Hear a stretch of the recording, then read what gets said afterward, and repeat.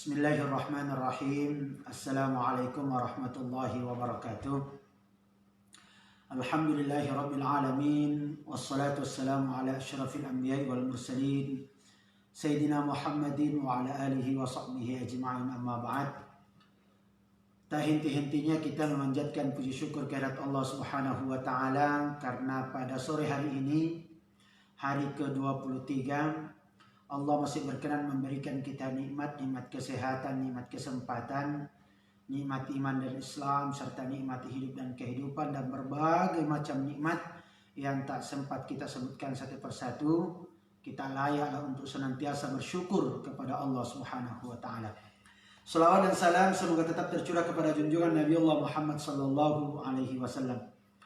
Para santri dan santriwati Pondok Pesantren Ar-Risalah Batu Tangan, para sahabat-sahabat Yayan Kendari, para anggota Sanat TH khusus Makassar, hadirin dan hadirat yang insya Allah dirahmati Allah Subhanahu wa taala. Kembali kita pada sore hari ini melaksanakan live streaming di Facebook, dan insya Allah 2 hari yang lalu, 2 hari berturut-turut, kemarin dan kemarin lusa, kita telah membahas tentang Lailatul Qadar. Maka sore hari ini kita bahas tentang iktikaf. Kenapa kita bahas tentang iktikaf? Karena ada beberapa pertanyaan di Facebook yang diarahkan ke saya. Apa sesungguhnya itu iktikaf? Apakah boleh iktikaf itu di rumah karena kondisi pandemi sekarang, karena kondisi COVID-19 sekarang ini? Ini semua pertanyaan-pertanyaan yang butuh kita jawab, tetapi jawabannya tentu dari kitab-kitab para ulama kita supaya tidak terkesan kita mengarang. Yang kedua, kita juga membacakan dalil-dalil yang menunjukkan bahwa itu adalah memang punya dasar. Dan insya Allah sore ini yang baca kitabnya, mau belajar baca kitab, katanya Najmi Akila Ghaffar. Jadi saya suruh dia baca, nanti kemudian saya terjemahkan, dan kitab yang dibaca ini kitab gundul. Jadi kalau ada salah-salahnya dimaklumi saja, karena Najmi baru saja belajar baca kitab. Jadi insya Allah kita jelaskan itu tentang iktikaf. Apa sih sebenarnya iktikaf itu menurut ulama-ulama? Apakah sama semua itu iktikaf? Definisinya di antara mazhab-mazhab itu. Kalau sama semua, berarti kan bisa dibuat kesimpulan bahwa tidak terjadi perbedaan pendapat di kalangan ulama misalnya. Oke, mungkin Najmi silakan dibaca tentang iktikaf. Apa itu? Coba. Nah, al-iktikaf. Bismillahirrahmanirrahim. Kasih keras suaranya. Al-i'tikafu syar'an lahu ta'arifu mutaqaribatu fil madhahibi. Jadi i'tikaf menurut kitab yang dibaca Najmi ini adalah ta'alahu ta'arifu mutaqariba. Jadi dia memiliki definisi-definisi yang berdekatan, yang hampir sama. Fil madhahibi, menurut mazhab. Artinya menurut mazhab-mazhab yang ada, baik itu Syafi'i, Maliki, Hambali, dan Hanafi, definisi tentang iktikaf itu hampir semuanya seragam, hampir semuanya sama, tidak terlalu beda anunya. Coba dibaca lagi. Qala al-Hanafiyyatu wal lubdu fil masjidil ladzi tuqamu fihi al-jama'atu. Jadi menurut mazhab Hanafi, kata kitab ini, adalah berdiam di masjid alladzi tuqamu fihi al-jama'atu, yang di situ dilaksanakan sholat berjamaah. Jadi masjidnya adalah masjid yang ditempati sholat berjamaah 5 waktu. Jadi kalau tidak ditempati sholat berjamaah, tidak bisa, meskipun masjid. Jadi harus masjid yang ditempati berjamaah. Nah, itu kata kitab ini. Jadi menurut mazhab Hanafi, masjidnya harus ditempati sholat berjamaah. Nah, kedua, pendapat yang kedua. Wa qala al-Malikiyatu huwa luzumun muslimin. Luzumu muslimin. Coba. Luzumu muslimin mumayyizin masjidan mubahan bi kullin nasi bi shaumin. Kafan anil jima'i wa muqaddimatihi. Yauman wa lailatan fa aktsarul ibadati binniyati. Jadi kalau mazhab Maliki katanya adalah berdiam diri di masjid. Jadi kalau tadi Hanafi dia mengatakan masjid, ini juga sama, berdiam diri di masjid. Nah, berdiam diri di masjid bagi seorang muslim yang mumayyiz. Kalau anak-anak kecil tidak, yang tamyiz. Ya, itu di masjid yang boleh di situ orang berpuasa sekaligus tidak boleh melakukan hubungan suami istri dan mukaddimahnya di masjid itu. Jadi masjid itu ya masjid yang ditempati berjamaah, masjid yang ditempati oleh orang-orang Islam, siapapun dia bisa menempati itu. Yauman wa lailatan, itu sekurang-kurangnya itikaf menurut ini yauman wa lailah, sehari semalam. Ya, fa'aksar atau lebih. Jadi minimal sehari semalam dengan niat, dengan menggunakan niat. Jadi menurut Maliki itu adalah itikaf itu adalah berdiam diri di masjid bagi seorang muslim sekurang-kurangnya sehari semalam. Kalau tadi Hanafi tidak menentukan waktu, yang penting berdiam diri di masjid yang ditempati sholat berjamaah. Nah itu Malikiyah. Yang ketiga, apa itu? Wal-lubdhu fil masjidi min syakhsin makhsusin bin niyati. Nah, jadi menurut mazhab Syafi'i katanya al-lubsu fil masjid, berdiam juga di masjid. Jadi sama. Hanafi berdiam diri di masjid. Yang kedua adalah berdiam diri ke masjid Maliki. Syafi'i juga berdiam diri di masjid dari orang-orang tertentu. Karena kan tidak semua orang haid kan tidak boleh, orang nifas tidak boleh. Dari orang-orang tertentu biniyatin dengan niat, semuanya dengan niat.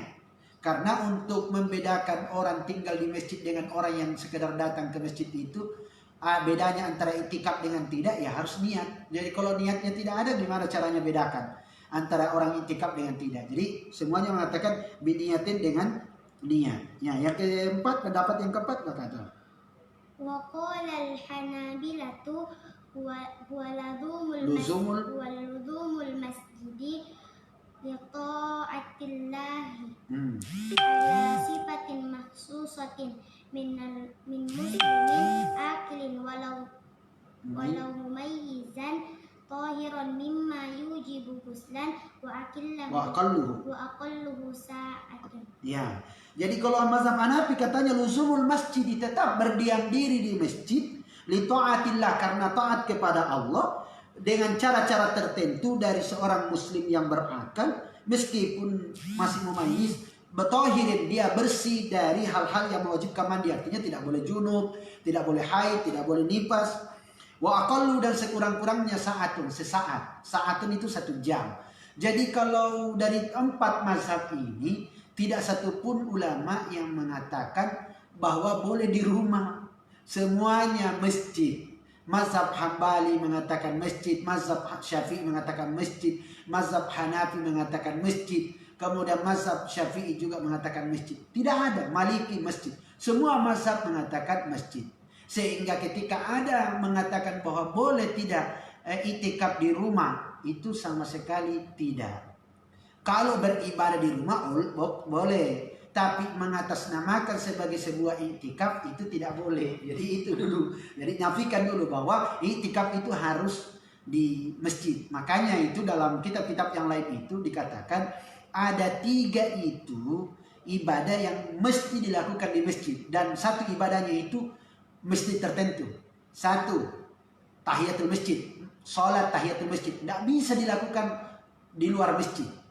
Makanya kalau ada Idul Fitri, tiba-tiba ada orang sholat sebelum Idul Fitri, ditanya, sholat apa ini?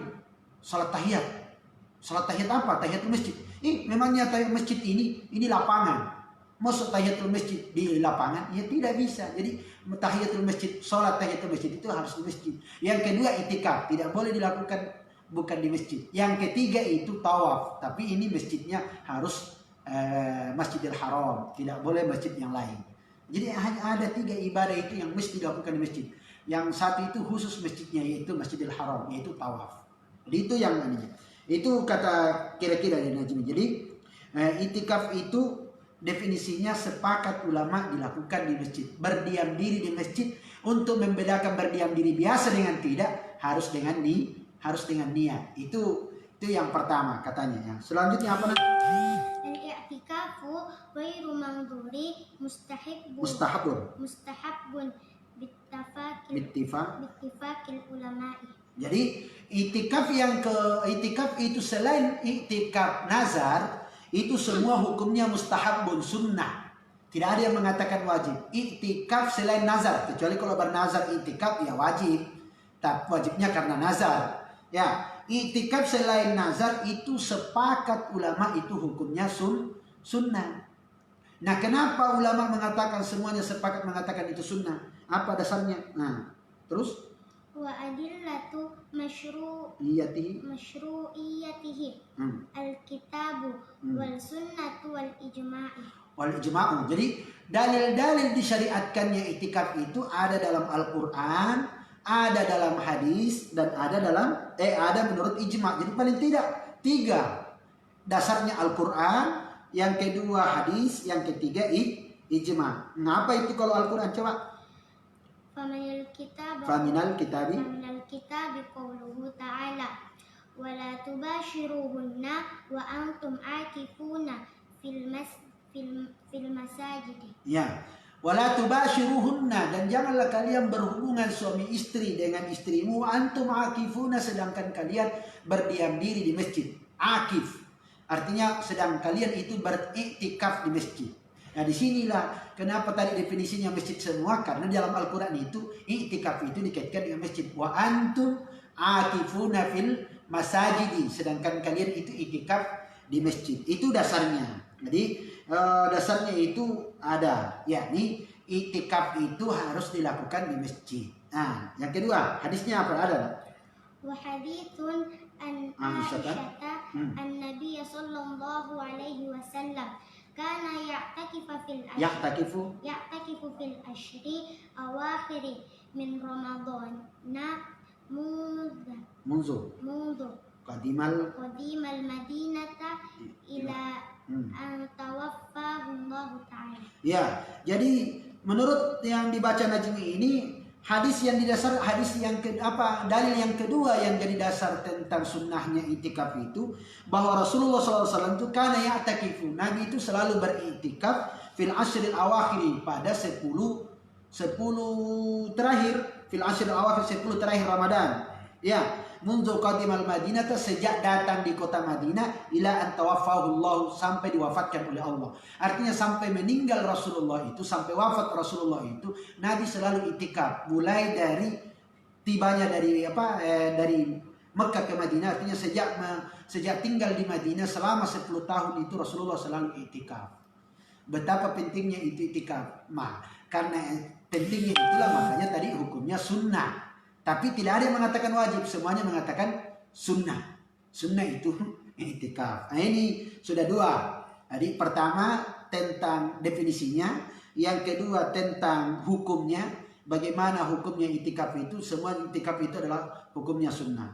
Nah, sekarang dibaca ini supaya lebih jelas bagaimana itu masjid yang bagaimana. Kan masjid kita ini banyak namanya. Ada masjid jami, ada masjid, ada musola, ada langgar, masjid semua. Nah, apakah masjid-masjid ini semua ini boleh di tempat itikaf atau bagaimana? Nah, itu dibaca itu wa makanuhu itu. Wa makanuhu indal hanafiyatu indal hanafiyati lirrajuli awil mumayyizi fil masjidil jama'ati wa huwa ma lahu imamu wa muadzin. Ya, jadi tempatnya menurut mazhab Hanafi, jadi mazhab Hanafi mengatakan tempatnya itu untuk i'tikaf itu adalah fi masjidil jama'ati, masjid yang dipakai berjamaah. Apa itu definisi masjid yang dipakai berjamaah? Wa huwa ma lahu imamun wa muadzinun, ada imamnya, ada tukang azannya, baru disebut masjid. Jadi kalau di rumah tidak masuk, karena tidak ada imam khususnya, tidak ada muazzinnya. Yang mau tak sholat ini baru ditempati. Makanya minimal kalau Hanafi itu minimal mengatakan masjidnya dipakai sholat 5 waktu. Karena kalau dipakai di sholat 5 waktu, berarti ada tukang azannya, ada muazzin, ada imamnya. Jadi kalau tidak dipakai sholat 5 waktu tidak bisa, karena otomatis tidak ada imamnya khusus, tidak ada muazzinnya. Jadi harus dipakai sholat 5 waktu meskipun tidak dipakai sholat Jumat. Ini mazhab Hanafi. Dia mengatakan harus masjidil jamaah, masjid yang dipakai untuk berjamaah. Jadi itu ingat itikaf, masjid yang dipakai berjamaah menurut mazhab Hanafi. Tapi itu ada itu walil mar'ati fil masjidi baituha fi masjidi fi masjidi baitiha ya wa huwal mu'addi li sholati wa huwal mu'addu li sholatiha. Kalau perempuan, ini ada keringanan kalau mazhab Hanafi. Mazhab Hanafi mengatakan untuk perempuan boleh iktikaf di masjid rumahnya. Itulah yang disebut dengan langgar. Kalau untuk perempuan boleh iktikaf di langgar atau di ruangan yang khusus masjid. Wa huwal mu'addu li sholatiha, yaitu tempat yang disiapkan untuk salatnya perempuan. Jadi kalau misalnya di rumah ada tempat khusus disiapkan untuk perempuan untuk salat, maka menurut mazhab Hanafi itu boleh iktikaf di situ. Karena pada umumnya perempuan itu tidak ke masjid, sehingga dikasih keringanan. Yang penting di rumahnya ada tempat khusus, tidak bisa ditempati tempat yang lain. Memang ditempati hanya untuk sholat, maka itu boleh untuk iktikaf. Tapi hanya untuk perempuan, bukan untuk laki-laki. Ini iktikaf itu ya. Terus? Wa qala al-malikiyatu makanal i'tikafi Makanul i'tikafi wal masjidi kulluha. Kasih panjang itu ya, panjang. Wal masajidu kulluha. Tempat i'tikaf menurut mazhab Maliki itu al masajidu kulluha, harus masjid. Tidak boleh kalau bukan masjid. Jadi kalau bukan masjid tidak bisa i'tikaf itu menurut mazhab Maliki. Wala yasihhu fi masjidil buyutil mahjurat. Ya, dan tidak sah itu iktikaf di masjid rumah. Jadi langgar-langgar tempat-tempat yang dikhususkan itu tidak sah iktikaf di sana. Ini untuk mazhab Maliki. Kalau Hanafi tadi, kalau untuk perempuan boleh sepanjang ada memang tempat khusus dipakai untuk sholat, tidak dipakai untuk yang lain. Itu. Tapi kalau mazhab Maliki, baik laki-laki maupun perempuan tidak sah kalau bukan masjid. Ya, jadi kalaupun ada tempat khusus di rumah tetap tidak sah menurut mazhab Maliki. Waqala itu. Waqala Syafi'iyatu innama yasihul i'tikafi yasihu fil mudhari. I'tikafu fil masjid. Ya, menurut mazhab Syafi'i itu innama yasihul i'tikafu fil masjid. I'tikaf itu sah itu kalau di masjid. Jadi dari 4 pendapat itu hanya yang menjadi ringan itu adalah mazhab Hanafi. Mazhab Hanafi mengatakan ya kalau untuk perempuan itu sah-sah saja kalau dilaksanakan di rumah bagi perempuan, bagi laki-laki tidak. Coba wal khulasatu innal malikiyatu innal malikiyata wasyafi'iyata yujizuna i'tikafa fi ayyi masjid. Ya, menurut Maliki dan Syafi'i itu membolehkan i'tikaf fi ayyi masjid, masjid apa saja. Yang penting sekurang-kurangnya tadi itu ditempati sholat berjamaah. Mau apakah masjid itu belum ada Jumatannya atau tidak, sudah sah. Yang penting sholat berjamaah sudah. Itu menurut mazhab Maliki dan Syafi'i. Mazhab Maliki Syafi'i mengatakan bimai masjidin, masjid apa saja, yang penting sudah ditempati sholat berjamaah di situ. Artinya ada imamnya, ada muazzinnya. Mau ditempati sholat Jumat atau tidak, sudah boleh ditempati untuk iktikaf. Itu ya. Wal Hanafiyatu wal Hanabilatu yashtarituna kaunahu fil masjidil jami'. Jadi menurut mazhab Hanafi dan Hambali, kalau tadi kan Syafi'i dan Maliki, masjid apa saja. Tapi kalau mazhab Hanafi dan Hambali, syaratnya harus masjid jami'. Masjid jami' itu artinya masjid yang ditempati Jumatan. Jadi kalau masjid itu tidak ditempati Jumatan, tidak boleh. Itu menurut mazhab Hanafi dan Hambali. Kalau Maliki dan Syafi'i, biar tidak ditempati sholat Jumat tapi sudah ditempati sholat berjamaah, maka boleh. Makanya musola boleh, tapi langgar yang di rumah-rumah itu tidak, kecuali mazhab Hanafi tadi mengatakan boleh untuk perempuan.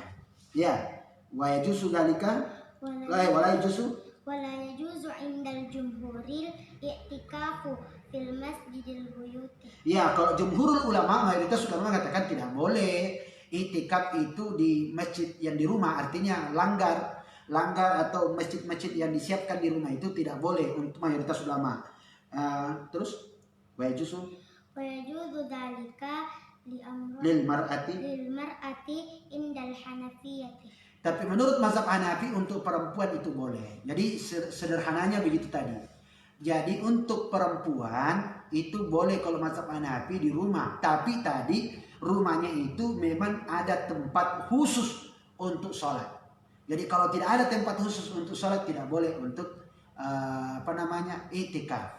Jadi ini itikaf ini ya, bukan berarti dilarang kita beribadah, tidak, hanya untuk itikaf. Jadi kalaupun sekarang kalau saya mau beribadah di rumah, mau khusyuk di rumah, karena kondisinya pandemi tidak boleh ke masjid orang, apakah kemudian saya tidak boleh itikaf? Jangan, nama itikaf boleh bertafakur kepada Allah, tapi itikafnya tidak, karena itu tadi ada definisi. Sama begini, ada orang sudah mendekatkan diri kepada Allah dengan cara berzikir, lalu mengatakan kalau begitu saya sudah sholat. Tidak bisa, karena syariatnya sholat itu diawali takbir, diakhiri salam.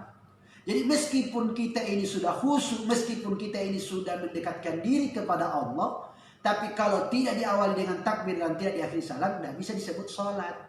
Sama ini, meskipun kita sudah beribadah, bertafakur di rumah, mendekatkan diri kepada Allah di rumah, itu tetap tidak bisa disebut dengan i'tikaf.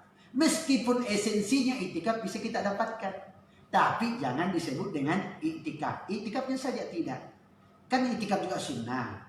Tapi ibadahnya kan bisa saja, bahkan bisa lebih khusyuk orang beribadah di rumah daripada di masjid. Ya, tapi jangan dinamai i'tikaf. Ya. Sekarang pertanyaannya, apa sih tujuannya? Nah, coba dibaca itu. Tujuannya, apa sih tujuannya i'tikaf? Supaya kita tahu esensi i'tikaf. Karena ada juga orang i'tikaf di masjid tapi tidak dapat esensinya. Pergi di masjid hanya untuk pergi tidur. Ya, apa didapat? Sebenarnya pergi di masjid itu tujuannya adalah untuk beribadah kepada Allah. Kenapa kok masjid? Kan ada hadis Nabi yang mengatakan bahwa sebaik-baik tempat itu adalah masjid dan seburuk-buruk tempat itu adalah pasar. Kenapa keluar kata-kata hadis-hadis seperti itu? Karena masjid itu hampir tidak ditempati untuk maksiat. Kalau pasar hampir semuanya ada di situ, ada kebohongan, ada sumpah bohong supaya laku barangnya, bersumpah. Tapi kalau nanti ada pasar kemudian tidak ada kebohongan di dalamnya, jujur semua, bisa jadi pasar menjadi tempat yang mulia. Masjid juga hati-hati. Masjid itu adalah masjid tempat bersih, tempat bertafakur, beribadah kepada Allah. Makanya jangan ditempati berkelahi, jangan ditempati berpolitik, jangan ditempati mengadu domba orang, jangan ditempati untuk memprovokasi orang. Jadi kalau ada masjid ditempati memprovokasi orang, jadi jangan-jangan masjid itu bukan lagi masjid yang paling mulia, bukan lagi tempat yang paling mulia, bisa jadi tempat yang rusak karena sudah disalahgunakan. Makanya dalam Al-Quran itu ada ayat yang menyebutkan masjid itu sebagai masjidan dirara, masjid yang berbahaya. Kenapa disebut masjidan dirara? Karena bisa tafriqan bainal mu'minin, karena bisa memecah belah umat Islam. Jadi kalau ada masjid fungsinya memecah belah umat Islam, ya masjid itu khusus untuk masjid yang memecah belah umat Islam itu tidak disebut lagi masjid terbaik, bukan lagi tempat terbaik. Bisa jadi tempat rusak gara-gara disalahgunakan masjidnya. Jadi perlu hati-hati. Makanya kenapa masjid itu tidak boleh orang sembarangan masuk, tidak boleh orang sembarang bicara di dalamnya. Karena itu bahkan dalam hadis itu tidak boleh jual-jualan yang kepentingan pribadi. Karena nanti orang tidak lagi menjadikan masjid sebagai betul-betul tempat persatuan, tapi persaingan. Naudzubillah.